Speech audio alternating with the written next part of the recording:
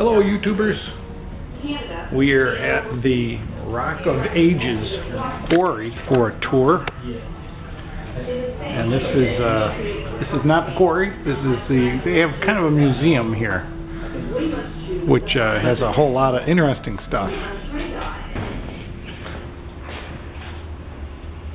Different types, I guess.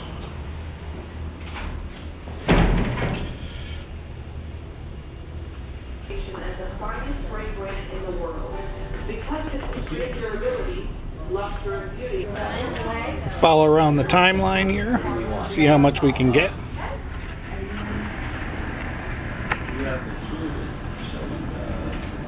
quarry, yeah. Yes. Yes, it's about a 40-45 minute tour. And we've got 10:45. If you'd like to take a seat, we're happy to help you with that. We also have a movie in the theater here. It's about 15 minutes. It's really very informative.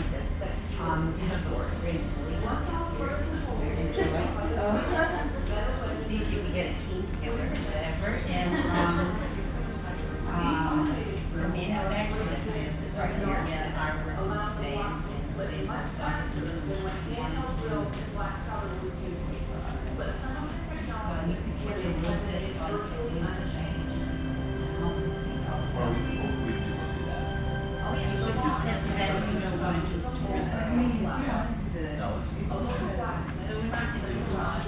In much the same way as they were made 100 years ago.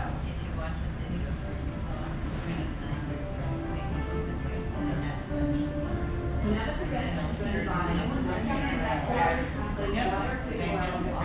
so that you can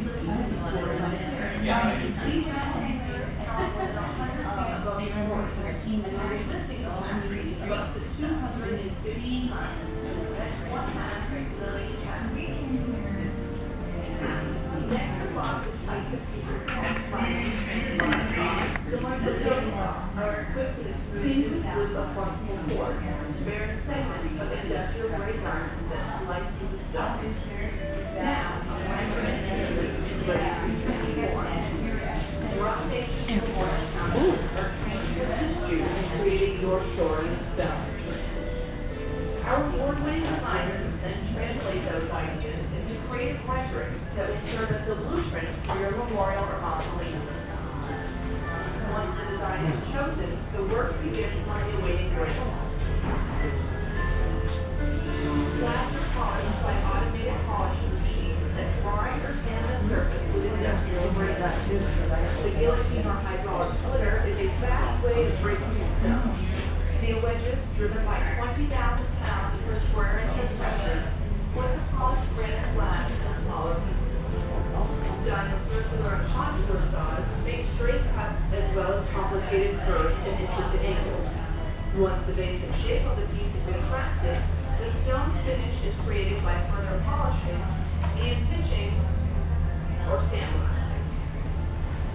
The hand-cutting technique of pitching has changed little over the centuries. The purpose is to create a natural-looking face of the stone. A truly natural appearance is a tribute to the artist's unseen hand. It takes an expert to pitch correctly, especially for all three planes meet. Letters and designs are created through a process known as sand carving. A computer design is printed on rubber, which is temporarily adhered to the granite. Workers cut carefully along the lines of the design, peeling away portions of the rubber to form a stencil. Granite stencils are then placed into a metal booth, where an operator stands behind a protective shield. Abrasive is blown under pressure in a nozzle. This process is known as etching. Today, laser etchings are used to render precise etchings from digitized programs. My interest in cemeteries makes me very interested in this quarry. Here we are at Rock of Ages manufacturing plant. We're going to go in and see what it's like to work with this granite and make it into monuments and things. This is an interesting facility.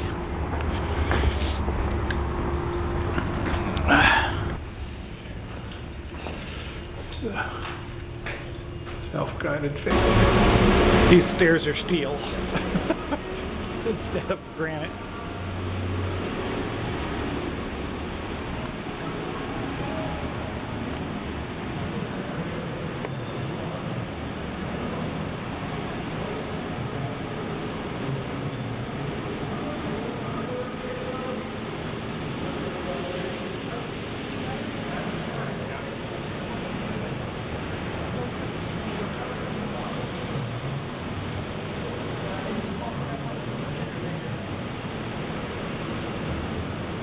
People working.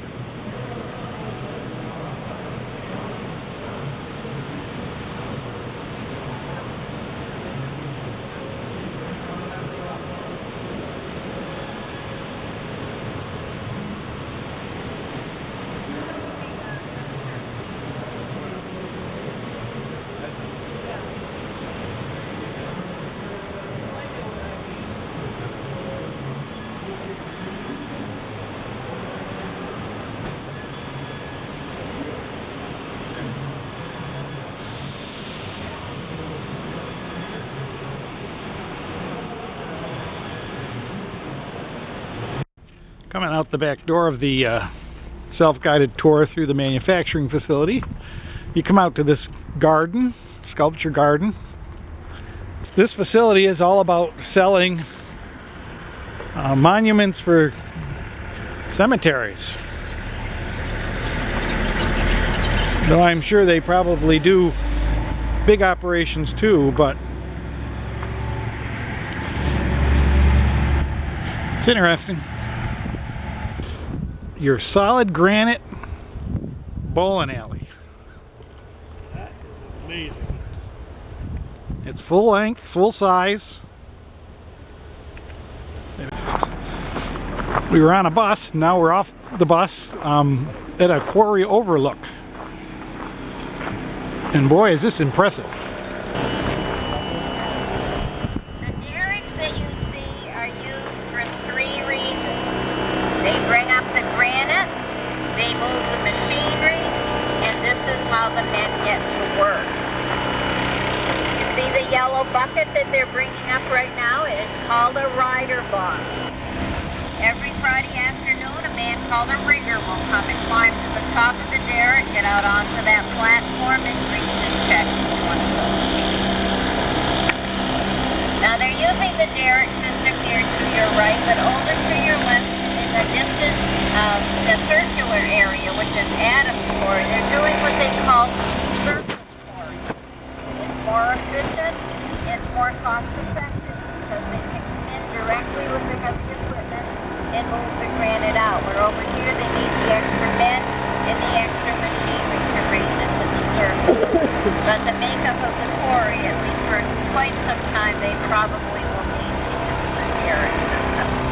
But no matter which side they're working on, they are going to use the same process to remove the granite. And the video will go into quite a bit of the details as to how they do this.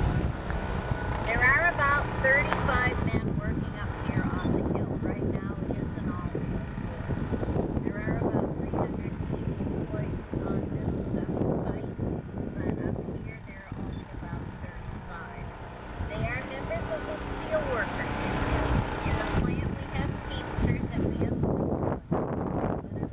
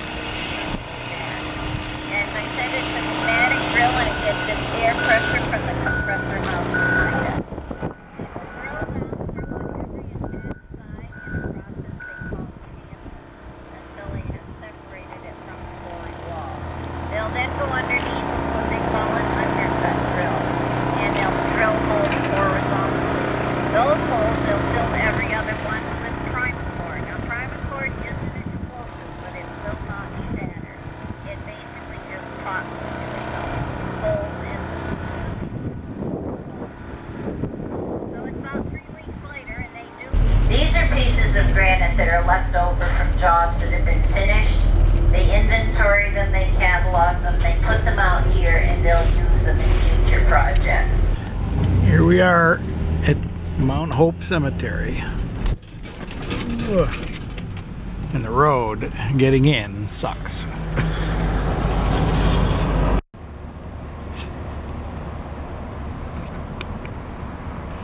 We'll catch a couple of monuments in the cemetery. Some of these are pretty interesting. These are all mostly from the Granite Quarry we just went to, so we'll just catch a couple of them. There's so many of them. It looks like every monument in this cemetery is made of granite. It's a couple of mausoleums. But I guess when you've got the biggest granite quarry in the world, you might as well have a granite memorial.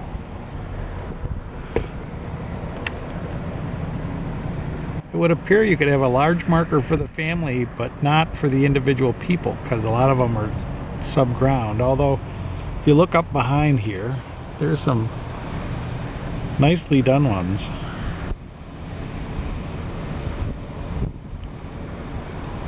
Interestingly carved.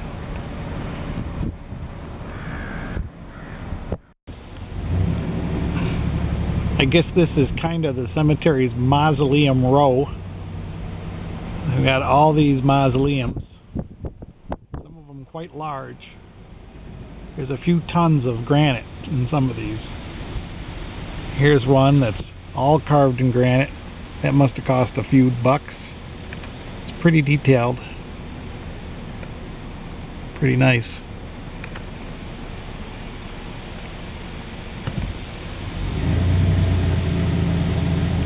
But this is all on one little street. All the rest are regular headstones. There's a nice one back there. Again, it's just the family plot. It's not, doesn't have any dates on it. I'd have to get out and look at the stones, I guess, to figure out what the death dates were. They've got a big memorial downtown, big granite statue to the Italian stone carvers that were brought in, that were trained in Italy to do marble and granite, I guess. So that's pretty interesting. You see a lot of Roman, Italian names. It's a pretty interesting cemetery. It's wide open though. It's not my style of cemetery. We like trees. We like to have squirrels. So anyways, that's the Hope Cemetery in Barre, Vermont on October 2nd, 2015.